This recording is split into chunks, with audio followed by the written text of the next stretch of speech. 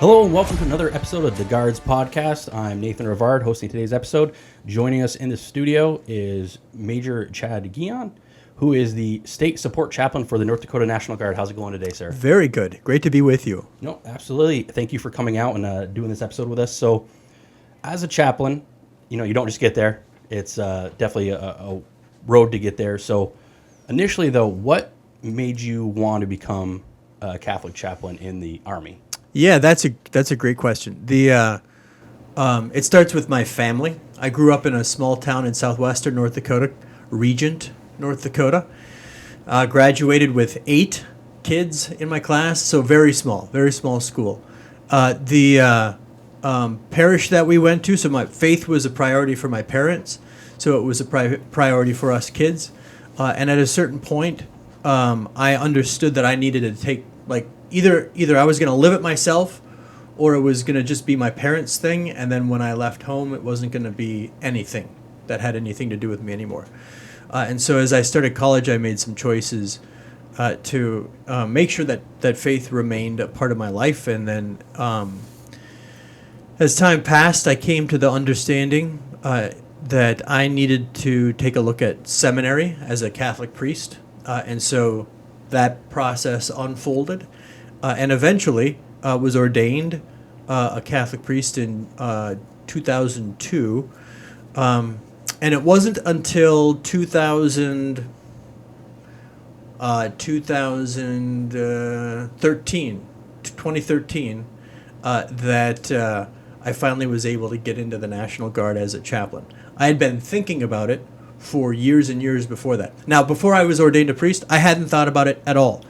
If you had told me any time in my life before 2005, I would say, that the military was going to be a thing I was going to be doing, I'd have said, you're nuts. There's no way that's going to happen. And so the recognition that there was a need for Catholic chaplains around 2005, we had soldiers in Afghanistan, Iraq, all over the place. These were men and women in combat.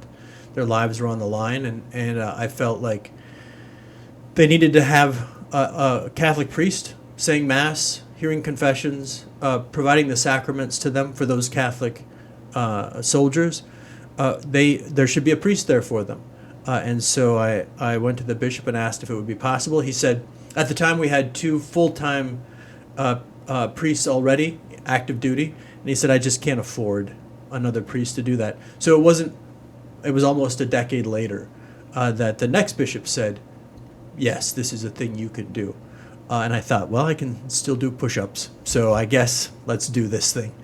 And it was a very quick process then to enter the chaplain corps. Some guys, it takes years to work the process. For me, it was 3 months, and I was accessioned in.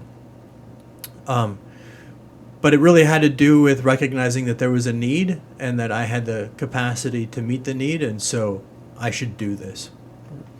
So you talked about recognizing that need, but what was that moment or inspiration? Was it you finish Mass on a Sunday or doing something during the week and you're talking to someone and there's, hey, we'd love to have you come out and talk to these folks that are serving? Or what was that spark that caused that desire? When I was in seminary, I was at there used to be what's known as a minor seminary, a smaller seminary in Fargo, at Cardinal Minch. It was in North Fargo.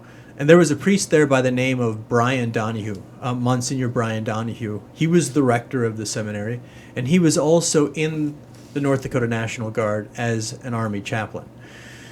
And so this was in the late 90s, and there was one of the floods that happened in Fargo happened during the time that I was in seminary.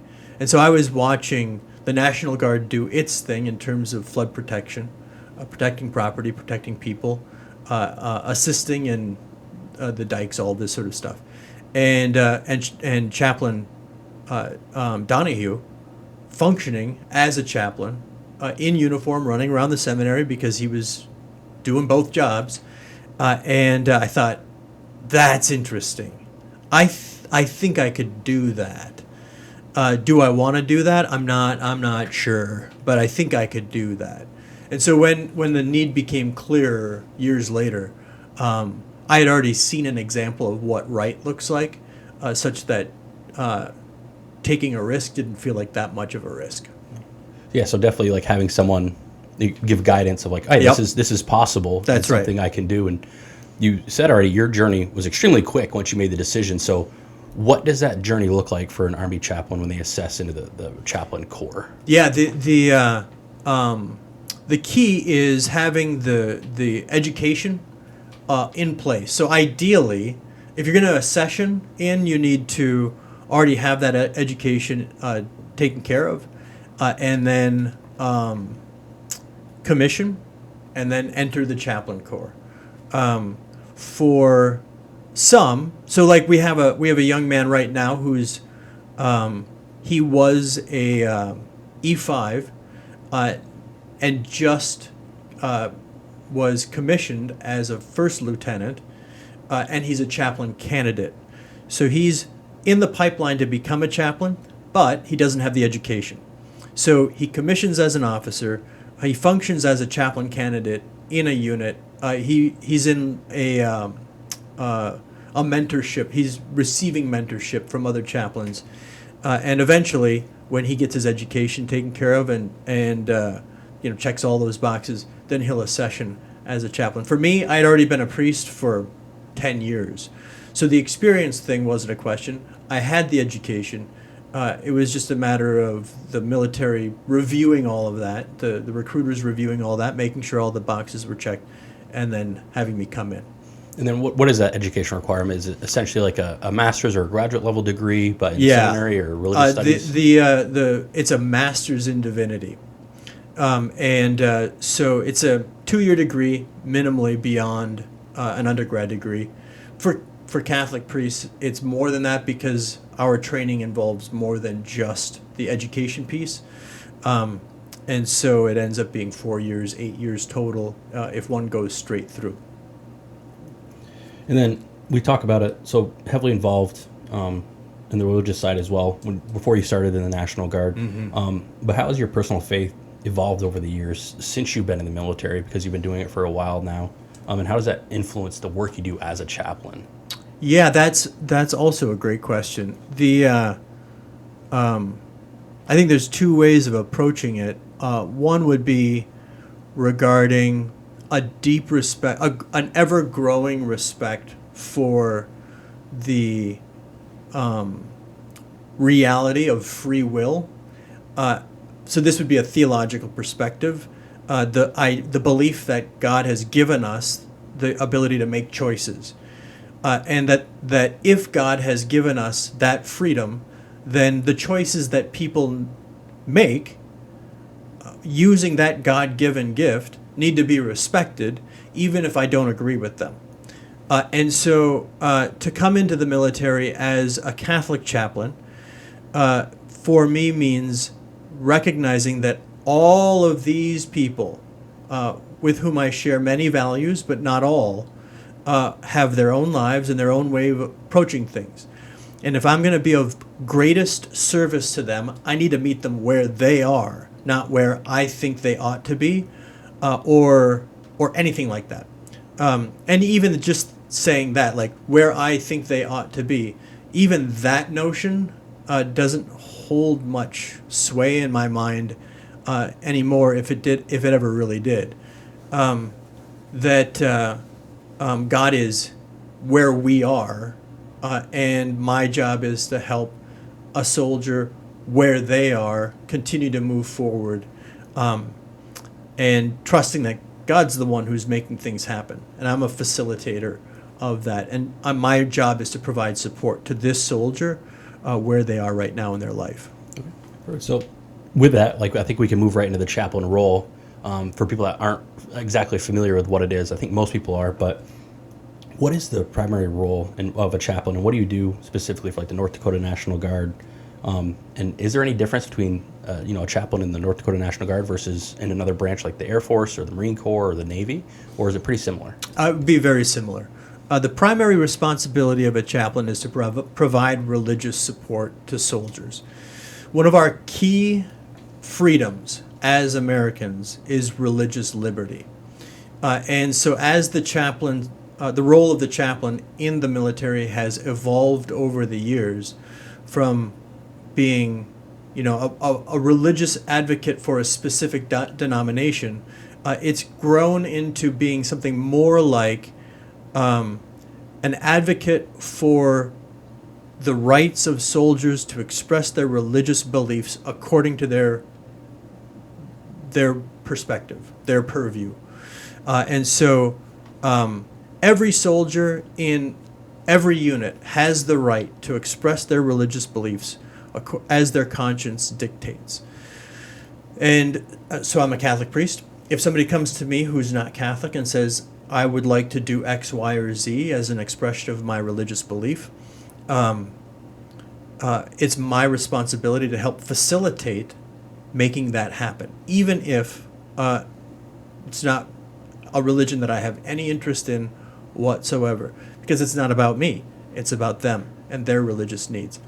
It might require me as a chaplain, that might require the chaplain facilitating a conversation with leadership so that they understand what this soldier is asking for and what their needs are. And depending upon what the response is, what the leadership is required to do and afford this soldier in their request for their religious expression. And so being a chaplain is a great opportunity to get to know soldiers, what their needs are, and then to help meet those needs. And then you talked about the religious support being one of the main things that you focus on, if not the main thing. So in what ways do you provide religious support or spiritual support to soldiers, airmen, and their family? And is there any specific programs or initiatives you'd like to talk about with that? Sure. So depending upon what their religious denomination is, I can either provide the spiritual support that they're requesting. So like if somebody said, I need to go to confession, I would say, I can help with that. That's a thing I can do. If they said, I need help with Friday Muslim prayers, I would say, I'm probably not your guy, but I will find the guy so that you can have your Islamic religious needs met according to what your needs are. And so recognizing those differences and either performing the service or providing the person who will meet the need, the specific need. In the chaplain corps we have, so that's just what chaplains do, perform or provide. That's core responsibility for any chaplain in any branch. One of the things that we do in the Army Chaplain Corps, and it looks similar in other branches, though it's described differently, is building strong and resilient teams. It used to be known as strong bonds. Now it's building strong and resilient teams. And it can be anything from relationship resiliency training. It can have a religious quality to it. It can be about personal development. It can be about growth and maturity, emotional intelligence, moral leadership training. The building strong and resilient teams training is a great opportunity for soldiers to receive personal development training, to grow as a person, and it's the chaplain corps' responsibility to provide that on a regular basis.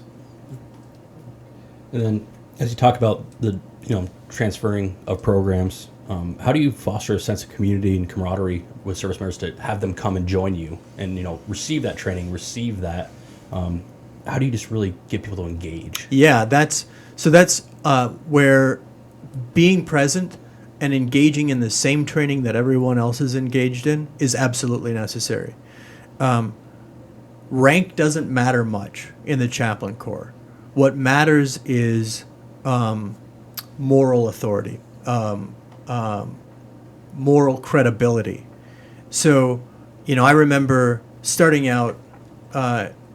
Actually, it was specifically with the 164. I was the chaplain with the 164, and AT.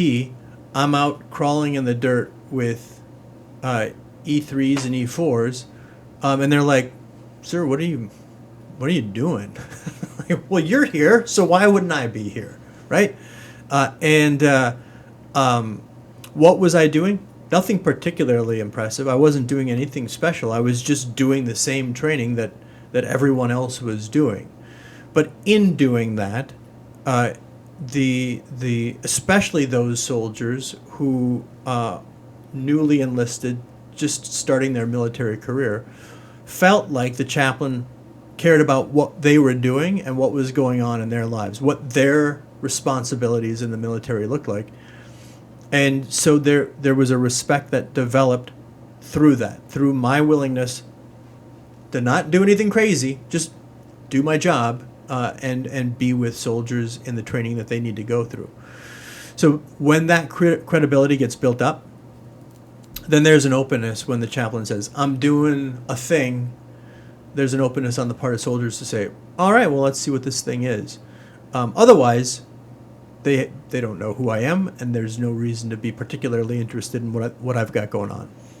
And when you talk about that credibility or getting the buy-in, especially when you talk about junior soldiers, you do more than just religious support, right? You can deal with sensitive topics like mental health, trauma, and have people reach out to you. So maybe you have that young soldier and they're like, "Well, I'm not really religious, so I don't want to talk to the chaplain, but I had this event happen and I need someone to talk to." So how do you get those people? Yeah, I think it starts with being able to those occasions when I get a chance, when a chaplain gets a chance to stand up in front of a unit, maybe do some spiritual resiliency training, or moral injury or something along those lines.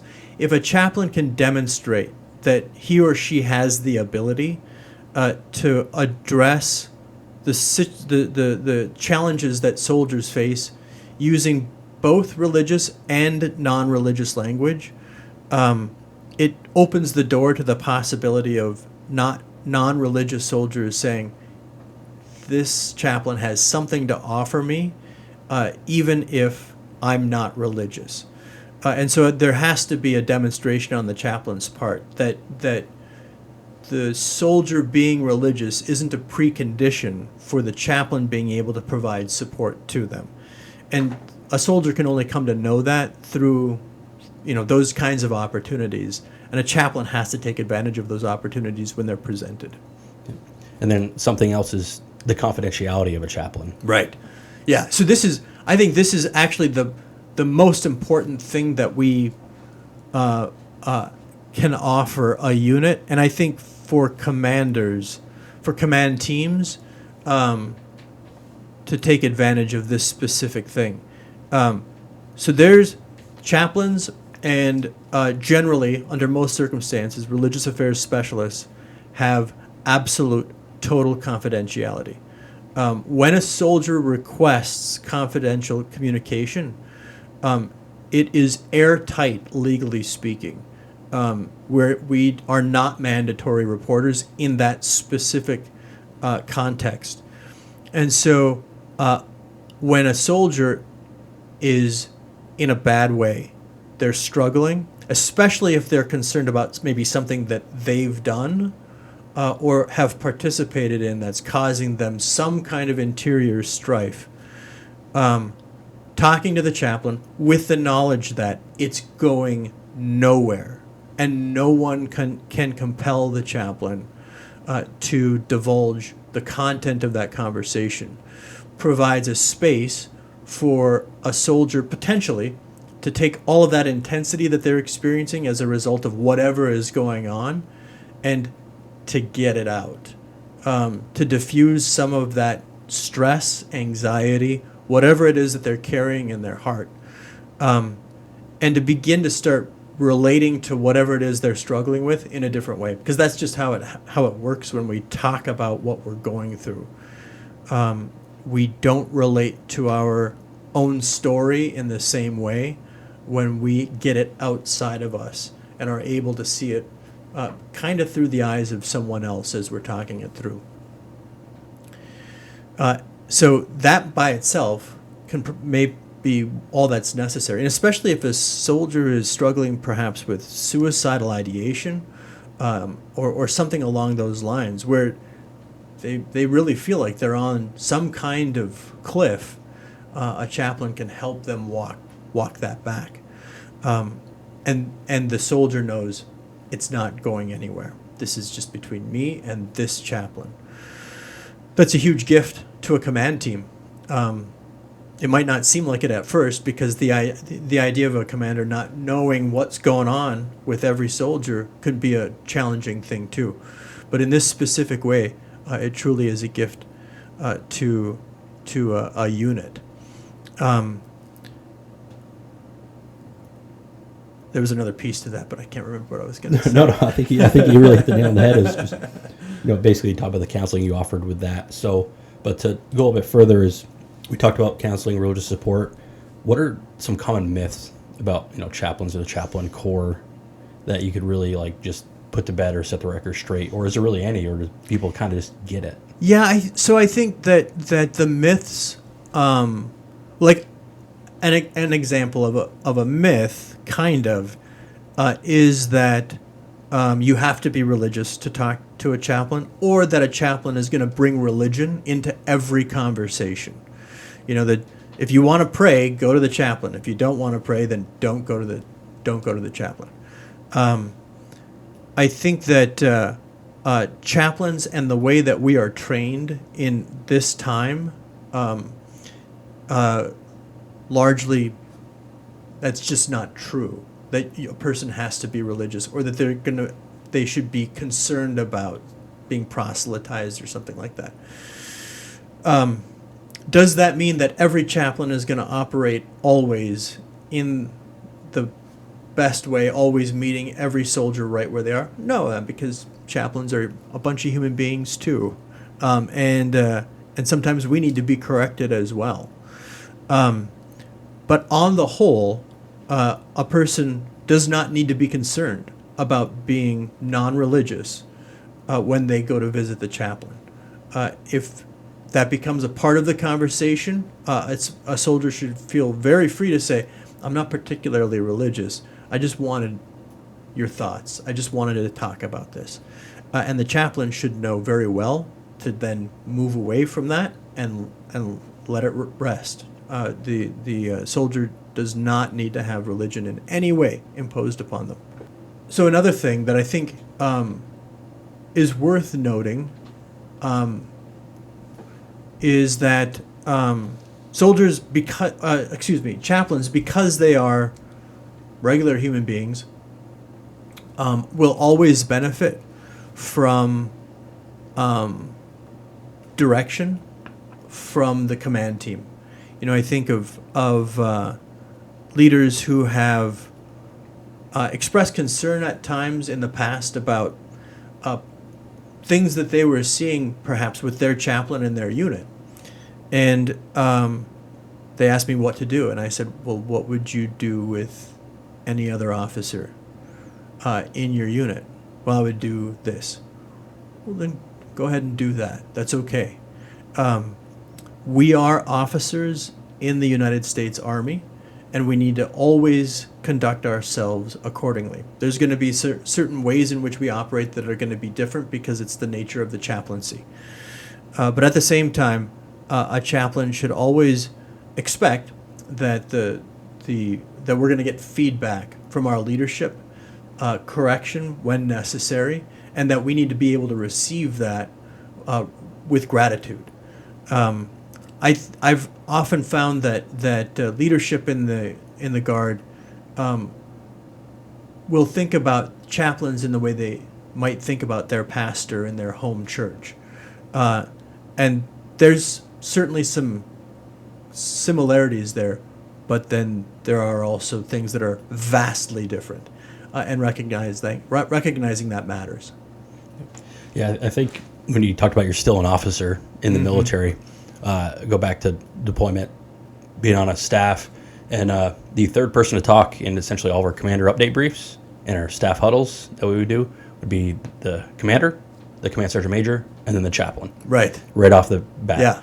And the problem was the chaplain was so well spoken that the operations officer had to follow them, and everyone was like, "All right, well, back to you, sir." And it's like, he's like, "I can't, like, come on!" Like, and it was every meeting like clockwork, because he'd pull some fact for the day, like, "Oh, hey, today's Valentine's Day. Like, we're sure you're calling your family back home, but let's talk about Saint Valentine and why we do the things we do on the day and what it was, and being a prisoner, or like, and correlating all that to like being deployed. Yeah. And, like, this is how it is, and that's how Saint Valentine combated his situation and his daily struggle, and then here's what we can do while we're here. And we're like, a position you would never think would be like adding that sort of like value in our staff meeting, and then you're just like, oh, you are setting the tone right after the commander and command sergeant major speak for what we're working on today. Right. And it was just phenomenal to have that there. See, and that's the kind of intangible that a chaplain can bring to bear.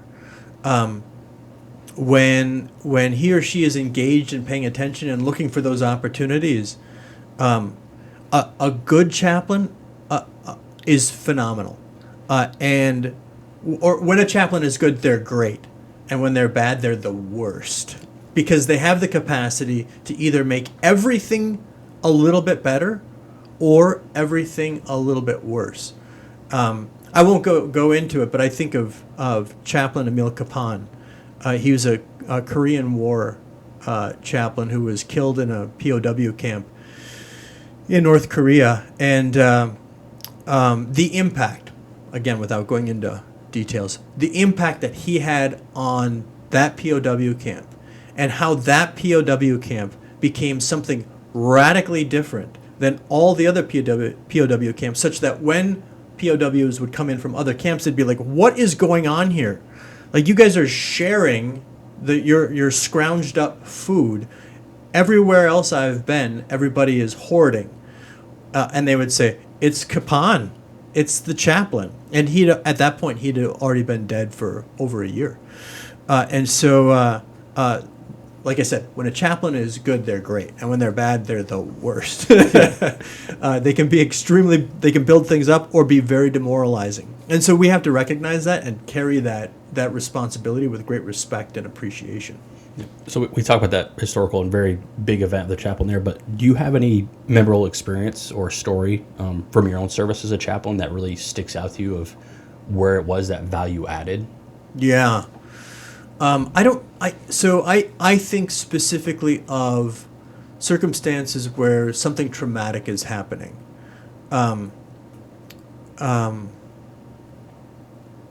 So like, not too long ago, Sergeant Joseph Fazer was killed in a motorcycle accident. And being able to be there for his family, to work with soldiers, and having had the opportunity in that particular instance to have been down at Fort Bliss during the demob process and get to know those guys before tragedy struck, being able to be present was a great gift. The events were horrific, but that opportunity to be of service to soldiers and family, to my mind, that's what the chaplaincy is for. That's the job that we can do that no one else can do. There certainly have been times on drill weekends where I'm like, I don't know what I'm doing. Like, what are we doing here? And that's okay. I don't need to have a deep sense of immediate relevance every moment of every day, because I know that there will be those times when I'll be asked to do a thing that no one else can do. And being present, being available for those moments that no one can predict, that's what I'm here for. That's what I look forward to. And you talk about that on drill weekends, but when I see your masses, the place is filled. It's not like Sunday morning rolls around and you're doing the services and nobody's there. I think the majority of people there are there for a drill weekend for that. But and then how do you integrate your faith into your daily work? Right, like you talk about, sometimes you're just waiting. Right. But how do you just keep that going? Right. One of the great things about being a Catholic priest is that there's built-in structure to it. And so as a priest, I took a vow to pray the Liturgy of the Hours, which is 5 times of prayer daily. It would be analogous to how it works in Judaism and also the Muslim religion. Like the day is divided up and there are specific periods of prayer that I'm required to engage in. And that's great because sometimes when I'm praying during those obligated 5 times, sometimes it feels like I'm really connected to God. It's spiritually fulfilling. Other times I am absolutely just checking the box and getting the job done, fulfilling the vows that I made. But either way, I'm staying connected to something that's really core to who I am as a human being. And so for me, the Liturgy of the Hours is a big part of that. I pray. I say daily Mass most of the time. Most every day I say Mass as well. And so being able to pray, take a little time during the day, whether I'm in my office or on the road or whatever, taking some time for prayer and integrating what's going on in that day into that prayer, that time of prayer, helps keep all the pieces connected in my life. It helps ensure that there's integration between what my religious duties are, what my relationship with God looks like, and what my daily responsibilities look like as an employee of the North Dakota National Guard. And then, so we're talking about what you're doing currently, but looking ahead and towards the future, what would you hope to be able to accomplish as a chaplain in the North Dakota National Guard? My greatest hope would be to continue to train and form chaplains to meet the actual needs of soldiers in the North Dakota National Guard. So that would be my number one thing, is to continually be developing more sophisticated, more on-point training for our chaplains. The second thing, and in a certain sense, it's bigger and it's way beyond just anything that I could ever do on my own, or even the chaplain corps could do on its own, is to think and work toward, to think about and work towards minimizing the experience of loneliness that soldiers have, especially I think in the Guard, where we only see our soldiers a couple of days a month for the most part, and we live in a particular moment where autonomy, where people are separated from one another. Loneliness is rising as it's a serious social problem. People feel lonely. They feel like they don't have people that they can rely on. And if there was something that we could do in the Guard, and I recognize that this is probably beyond our purview, but to look for those opportunities to minimize, to help soldiers know, I'm not alone. There are people who care about me. My life has value, and the world is better because I'm in it. If there's something that we can do to meet that need, I want to do that. What advice would you give someone that's looking to come into that role to meet that idea you have of preventing loneliness for people? What are you looking for in an Army chaplain that you'd want to have on your roster to really promote and help the ideas you're trying to help? I would want, so in terms of capacities, I would want somebody who's deeply empathetic, who has the ability to recognize someone who's hurting in them, and seeing that there is a deep sense of compassion that's called forth from them in regard to being present to this individual. For someone who has the ability to function in a military environment, that is in the structured nature of a military environment, but has a deep heart for people who are suffering, military chaplaincy will be an endless source of fulfillment. whether it be active duty or National Guard. Because so often we're talking about young people who are just starting their lives, and they're bringing into the military from their homes and their experiences at school, all of that, all of the, and they have very little context in which to make sense of their own experience because they're young. This is all new, and so to be able to sit down with soldiers who are trying to make sense of their lives and plot a course, make sense of what they're experiencing in their own hearts, and provide some sort of context, maybe some direction, is phenomenally fulfilling. And like I said, there's an endless opportunity to do that kind of work as a chaplain in the military. Get that. So then, starting to wrap things up a little bit, but what does it mean to you to be able to serve as a chaplain within the military? And you talked about endless fulfillment, but what makes that fulfilling for you? I just feel really useful. Like I'm doing something that matters. I don't need every day to be like, I just knocked it out of the park today. I did amazing things. Some days are that very much. Other days, I'm sitting at my computer responding to emails. It's a little less fulfilling, but still necessary.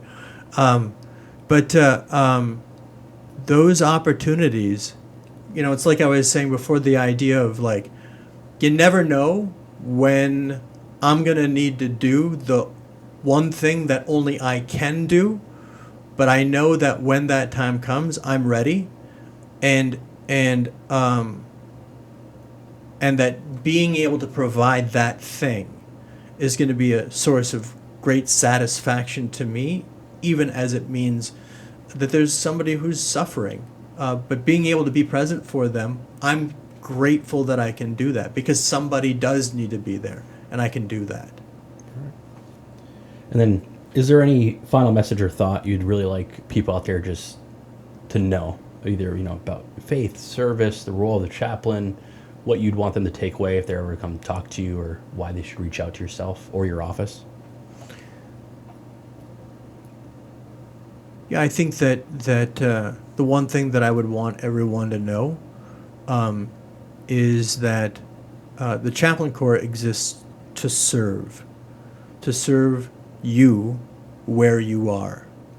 And whatever we can do to make your life better, to support you and encourage you, to provide resources around spiritual needs, psychological needs, even if it's just a matter of directing you to someone else, we want to do that.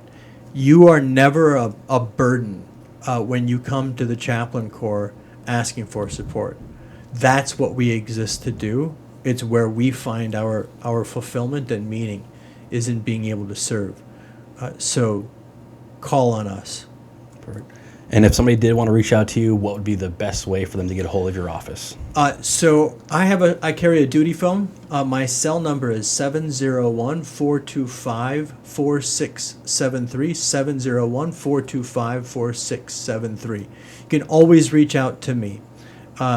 Text me, call me. Sergeant Vandell is the religious affairs specialist who's in the office all of the time. And so you can reach out to our office too. I can't remember the number off the top of my head. That's absolutely fine. I'm sure they can reach out to you, or we can get them there, or they can send us a note on social media saying, hey, I want to talk to the chaplain. That would be great. To get to them. So I appreciate so much, sir, coming on the podcast today. I think that's going to do it for today's episode. We had Major Chad Gion, who is the State Support Chaplain for the North Dakota National Guard. Thank you so much for joining us today, You're sir. very welcome. It was a pleasure. Thank you.